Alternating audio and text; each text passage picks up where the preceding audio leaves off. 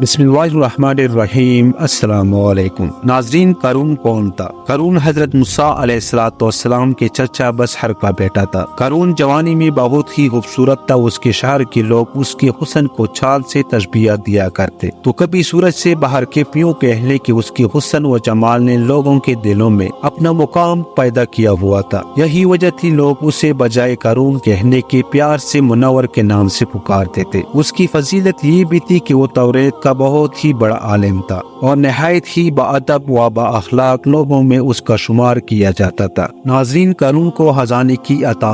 بے شک قارون موسیٰ علیہ السلام کی قوم سے تھا، پھر اس نے ان پر زیادتی کی اور ہم نے اس کو اتنے خزانے دیے جن کی کنجیاں ایک زور آور جماعت پر باری تھی۔ ناظرین، اللہ تبارک و تعالی نے اس نوجوان کو بے شمار مال سے نوازا کہا جاتا ہے کہ کہیں سے اسے سونا بنانے کی ترکیب کا نسخہ ہاتھ لگ گیا اور اس نسخے کے مطابق سونا بنانا شروع کر دیا۔ ابتدا میں اپنی قوم کے غریب لوگوں کی مدد کرتا اور اپنے مال و متاع میں سے زکوٰۃ بھی نکالتا، لیکن ہوا یوں کہ جیسے جیسے اس کے پاس مال و دولت کی کثرت ہونے لگی اور شیطان بھی اس کے دل پر قدم جمانے لگا، آخرکار قدرت خداوندی کی عطا پہ عطا سے یہ اپنی قوم میں سب سے مالدار ہونے کی وجہ سے فرعون کے بعد بادشاہ بن گیا۔ ناظرین، قارون جو مال پاتا گیا ویسے ویسے اس کی طبیعت میں پہلے کی نسبت تبدیلی آنے لگی۔ جہاں پہلے وہ خوشبخت با ادب با اخلاق لوگوں میں شمار ہوتا تھا، اب مال و دولت کی گھمنڈ تکبر کی وجہ سے لوگوں کی نظروں میں گرنے لگا۔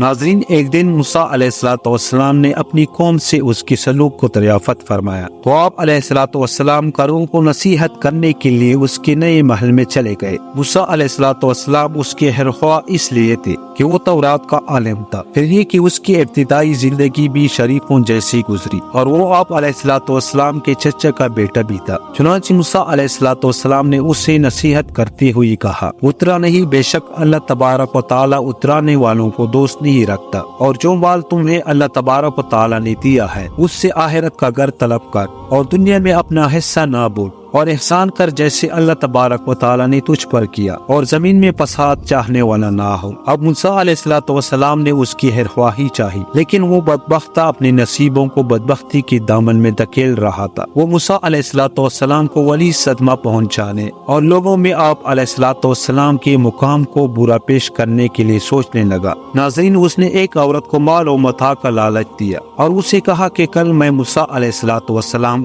بڑے دربار میں بلاؤں گا تو نے موسیٰ علیہ السلام کے خلاف بدکاری کی گواہی دینی ہے۔ ناظرین، وہ عورت مال و متاع کی لالچ میں ایسا کرنے پر راضی ہو گئی۔ اگلے دن کی صبح کا سورج طلوع ہو رہا تھا۔ ادھر قارون بڑے برے منصوبے کو پایہ تکمیل تک پہنچانے اور موسیٰ علیہ السلام کو بدنام زمانہ کرنے کی انجام کی سوچ کر دل ہی دل میں خوش ہو رہا تھا۔ چنانچہ اس نے موسیٰ علیہ السلام کی طرف پیغام بھیجا کہ تم ہمارے دربار میں آؤ اور ہمیں کچھ واعظ و نصیحت کرو، لیکن اس کی بدبختی کا ستارہ طلوع ہو چکا تھا اور اس کے پیغام کے پس پردہ ایک گناونی سازش تھی۔ ناظرین، جب موسیٰ علیہ السلام اس کے دربار میں پہنچے تو وہ آپ علیہ السلام سے کہنے لگے، اے موسیٰ علیہ السلام، آپ ہمیں بڑی نصیحتیں کرتے ہو، ذرا اپنے متعلق بھی تو بتاؤ کہ آپ علیہ السلام نے فلاں قبیلے کی ایک عورت کے حسن و جمال سے متاثر ہو کر اس سے زنا کیا ہے۔ ناظرین، لوگوں نے یہ بات سنی تو تعظیم الاعتقاد لوگوں نے آپ علیہ السلام پر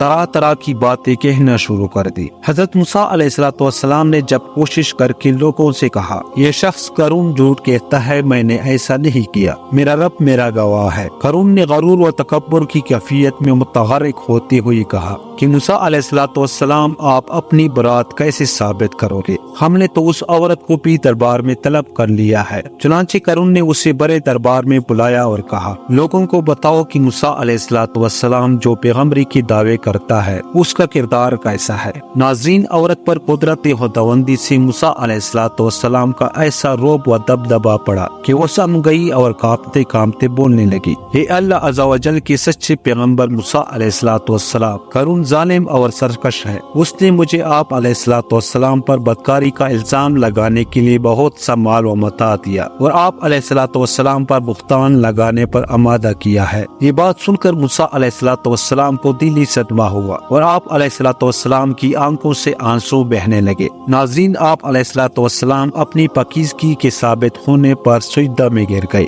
اور اپنے کریم رب عز و جل کی بارگاہ میں شکر ادا کیا۔